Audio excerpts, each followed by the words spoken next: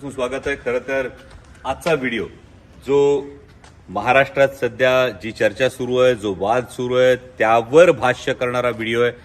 छत्रपती संभाजी महाराज हे धर्मवीर की स्वराज्य रक्षक। मला अनेकांनी सल्ला दिला, अनेकांनी ही मागणी केली की यावर मी भाष्य करायला हवं, यावर मी बोलायला हवं। अनेकांनी अशी अपेक्षा व्यक्त केली, अनेकांनी असा सल्लाही दिला की कशाला आपल्याला याच्यामध्ये बोलायचंय। छत्रपती संभाजी महाराजांचा जो तर्कशुद्ध इतिहास आहे, जो खरा इतिहास आहे, तो मालिकेच्या द्वारे असेल, शिवपुत्र संभाजी महानाट्याच्या द्वारे असेल, मांडण्याचं काम तुम्ही करताय। आणि हे करत असताना यावर नेमकं बोलण्याचं कारण आहे का, यावर नेमके बोलण्याची गरज आहे का? मी प्रामाणिकपणे सांगू इच्छितो की हा व्हिडिओ पूर्णपणे अराजकीय आहे। कारण माझं स्वतःचं कायम एक असं म्हणणं आहे की इतिहासाकडे केवळ अभिनिवेशातून बघण्यापेक्षा तर्कशुद्ध बुद्धीनं पाहणं फार गरजेचं आहे। त्या इतिहासातून आपल्याला नेमक्या काय प्रेरणा मिळतात हे पाहणं फार गरजेचं आहे। आणि अशा वेळी ही चर्चा सुरू झाली आहे। माननीय माजी उपमुख्यमंत्री आणि विरोधी पक्षनेते अजितदादा पवार यांनी अधिवेशन काळामध्ये हे विधान केलं आणि त्यावरून ही चर्चा सुरू झाली। छत्रपती संभाजी महाराज धर्मवीर की स्वराज्य रक्षक, आणि त्यासाठी आजचा हा व्हिडिओ आहे। खूप तर्कसंगत पद्धतीनं मला जे उमगलं, मी कोणीही इतिहास संशोधक नाही, मी इतिहासाचा फार गाढा अभ्यासक नाही, परंतु स्वराज्य रक्षक संभाजी ही मालिका करत असताना जे मला जाणवलं, शिवपुत्र संभाजी हे महानाट्य करत असताना, शंभूराजे हे नाटक करत असताना गेले 13-14 वर्ष सातत्यानं या विषयावर तर्कशुद्ध पद्धतीनं विचार करत असताना जे जे जाणवलं ते तुमच्या समोर मांडण्याचा या व्हिडिओतून मी प्रयत्न करतोय। आणि पहिल्यापासून आपण याचा विचार करू, जे मी कायम असं म्हणतो की इतिहासाचा तर्कशुद्ध बुद्धीनं विचार करायला हवा। जर आपण याचा विचार केला तर छत्रपती संभाजी महाराजांविषयी अनेकांनी अनेक गोष्टी लिहून ठेवल्या। या अनेक गोष्टी लिहून ठेवत असताना सुरुवातीला छत्रपती संभाजी महाराज धर्मवीर ठरतात का, या अँगलचा आपण विचार करू। जर आपण शंभूराजांनीच लिहिलेला बुधभूषण हा ग्रंथ पाहिला तर या बुधभूषण ग्रंथामध्ये छत्रपती संभाजी महाराजांनी धर्माची फार उत्तम चिकित्सा केलेली, त्यावर काही श्लोक त्यांनी नक्कीच रचलेले आहेत। हे करत असताना छत्रपती शिवाजी महाराजांनी जो एक दंडक घालून दिला होता, एक फार महत्वाचा दंडक घालून दिला होता, तो म्हणजे माणूस हा धर्मासाठी नाही तर धर्म हा माणसासाठी आहे। आणि त्यामुळे लोककल्याण हे स्वराज्याचं मूळ ध्येय होतं, हा मूळ गाभा होता। आणि असं करत असताना मग जबरदस्तीनं ज्यांचं धर्मांतर झालं त्यांचं शुद्धीकरण करून घेऊन त्यांना पुन्हा हिंदू धर्मात घेणं, म्हणजे आपल्या सगळ्यांना माहीत असलेलं उदाहरण हे सरसेनापती नेताजीराव पालकरांचं उदाहरण आहे। त्यांना पुन्हा छत्रपती शिवाजी महाराजांनी शुद्धीकरण करून पुन्हा त्यांचं हिंदू धर्मात त्यांचं स्वागत केलं होतं। ही गोष्ट आपल्या समोर आहे। आणि असं असताना छत्रपती संभाजी महाराजांनी कायम हा कित्ता गिरवला। एवढंच नाही तर छत्रपती पद धारण केल्यानंतर छत्रपती संभाजी महाराजांनी जबरदस्तीनं घडवून आणलेल्या धर्मांतरावर सुद्धा बंदी आणली होती। इतकंच नाही तर धर्माविषयक ज्या ज्या गोष्टी होत्या, म्हणजे छत्रपती संभाजी महाराजांचा जो वकूब होता, छत्रपती संभाजी महाराजांचं जे प्रभुत्व होतं वेगवेगळ्या भाषांवर, संस्कृत भाषेवर सुद्धा त्यांचं प्रकांड पांडित्य होतं आणि ते पांडित्य आपल्याला बुधभूषणमध्ये दिसतं। मग असं असताना धर्मवीर ही उपाधी त्यांना का लागली? तर धर्मवीर ही उपाधी लागत असताना अनेकांचं असं म्हणणं आहे की छत्रपती संभाजी महाराजांनी धर्मासाठी बलिदान दिलं। आता धर्मासाठी बलिदान दिलं या गोष्टीचा जर आपण चिकित्सक पद्धतीनं विचार केला तर तत्कालीन जे पुरावे आहेत, म्हणजे कायम इतिहासामध्ये काही अस्सल साधनं असतात, काही उत्तरकालीन पुरावे असतात। आता यातलं अस्सल साधनं जर आपण बघितली तर यामधले काही इतिहासकार आहेत, म्हणजे खाफी खान आहे, ईश्वरदास नागर आहे, भीमसेन सक्सेना आहे आणि त्याचबरोबर साकी मुस्तैद खान आहे। हे चारही इतिहासकार यांनी जे काही लिहून ठेवलंय, हे लिहून ठेवलेलं जे आहे, जे पुरावे उपलब्ध आहेत, समकालीन पुरावे उपलब्ध आहेत, या समकालीन पुराव्यांमध्ये असं स्पष्टपणे लिहिलेलं आहे की औरंगजेब बादशाहनं शंभूराजांना बंदी बनवल्यानंतर, शंभूराजांना दग्यानं कैद केल्यानंतर दोनच महत्वाचे प्रश्न विचारले। आणि हे प्रश्न होते, स्वराज्याचा खजिना कुठे आहे, आणि दुसरा प्रश्न होता औरंगजेबाची कोण कोण लोक हे संभाजीराजांना सामील आहेत। हे दोनच प्रश्न हे औरंगजेबाने विचारले, असं हे चारही इतिहासकार त्यांच्या लिखाणामध्ये हे नमूद करतात. आणि त्यामुळे जबरदस्तीनं धर्मांतर करण्याला संभाजीराजांनी नकार दिला, या गोष्टीला समकालीन पुराव्यांमध्ये कुठेही आधार मिळत नाही. दुसरी फार महत्वाची गोष्ट होते की ही केवळ सत्ता वर्चस्वाची लढाई होती की ही धर्मयुद्ध होतं. जर हे धर्मयुद्ध असेल तर आपण पाहिलं तर एक फार महत्वाची गोष्ट समोर येते की याच औरंगजेब बादशाहनं आदिलशाही नेस्तनाबूत केली, कुतुबशाही नेस्तनाबूत केली. याच औरंगजेब बादशाहनं सख्या जन्मदात्या आपल्या बापाला हाल करून मारलं, सख्या भावांची याने कत्तल केली.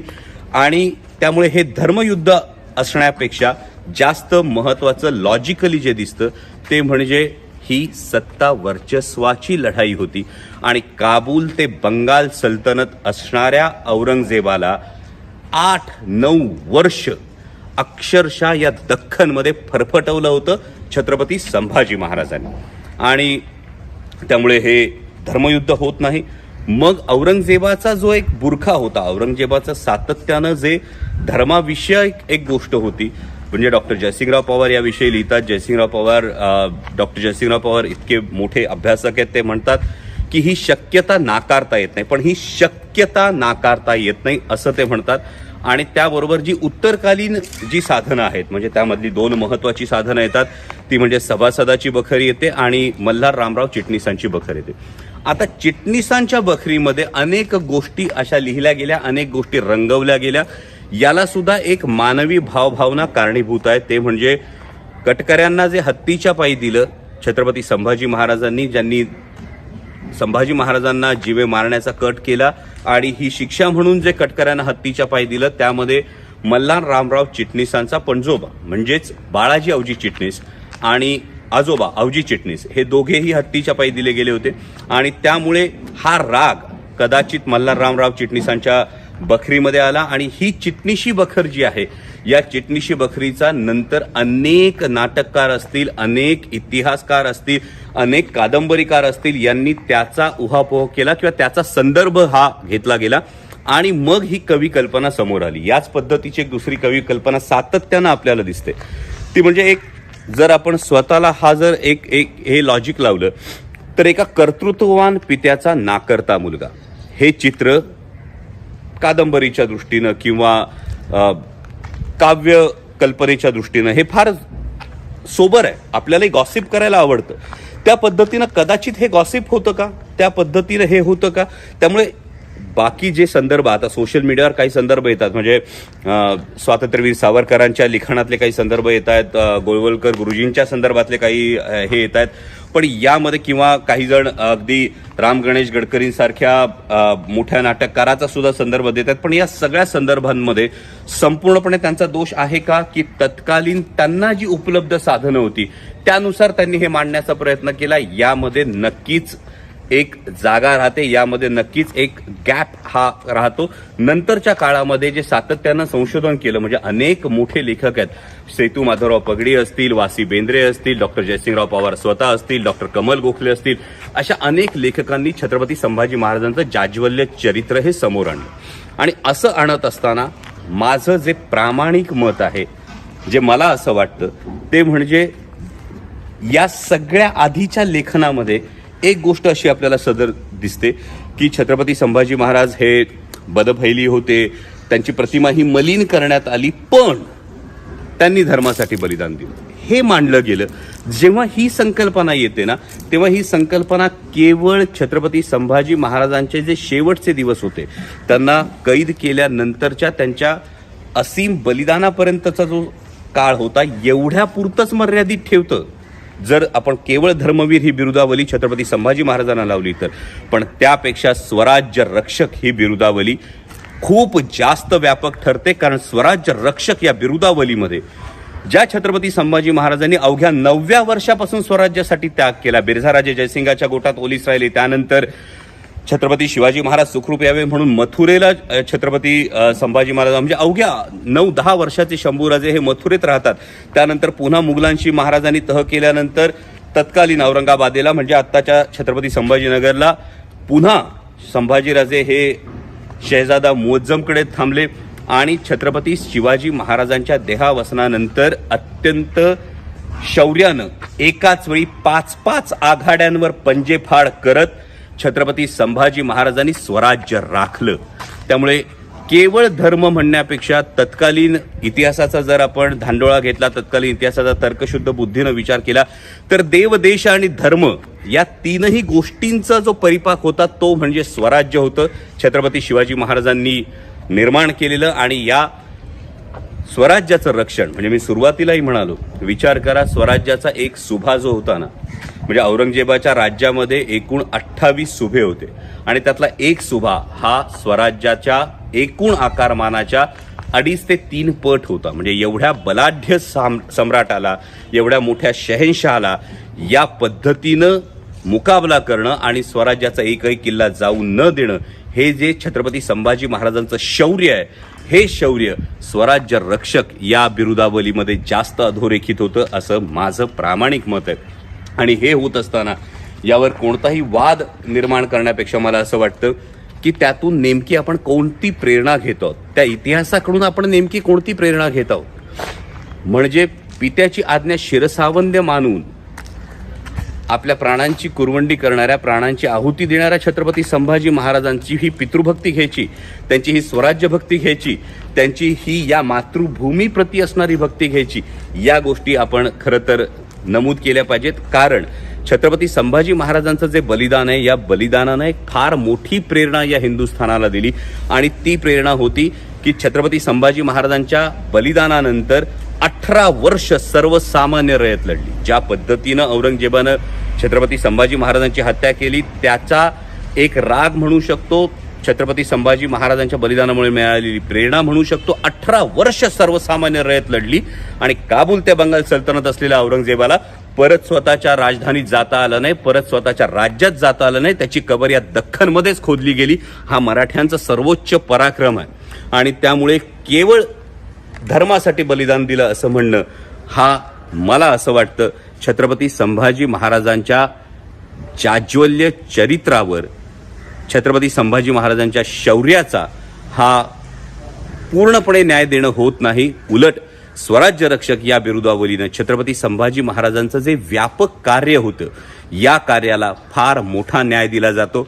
म्हणजे एकाच वेळी 16 भाषांवर असणारं त्यांचं प्रभुत्व असेल, नखशिखा, नायिकाभेद, 7 शतक, बुधभूषण असे 4 ग्रंथ लिहिणं असेल, एकाच वेळी 5 आघाड्यांवर मी कायम पंजेफाड म्हणतो, एकमेव राजा आहे ज्यानं परकीय सत्तेला सुद्धा गुडघे टेकायला भाग पाडलं होतं. म्हणजे छत्रपती संभाजी महाराजांची जी गोवा मोहीम होती, पोर्तुगीज जे इंग्रजांच्या पाठोपाठ जे फार मोठं राज्य होतं, या पोर्तुगीजांना दे माय धरणी ठाय करून ठेवणारे छत्रपती संभाजी महाराज होते. त्यामुळे जो हा स्वराज्याचा छावा होता, शिवसिंहाचा छावा होता, छत्रपती संभाजी महाराज होते, त्यांच्या कार्यकर्तृत्वाला खरा न्याय हा स्वराज्य रक्षक या बिरुदावलीमुळेच मिळू शकतो असं माझं प्रामाणिक मत आहे.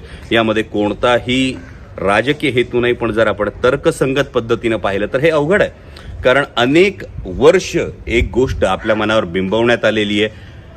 पण हा जो पण आहे की छत्रपती संभाजी महाराज असे होते, पण त्यांनी एवढंच केलं म्हणून ते एक प्रतीक, कदाचित उजव्या विचारसरणीच्या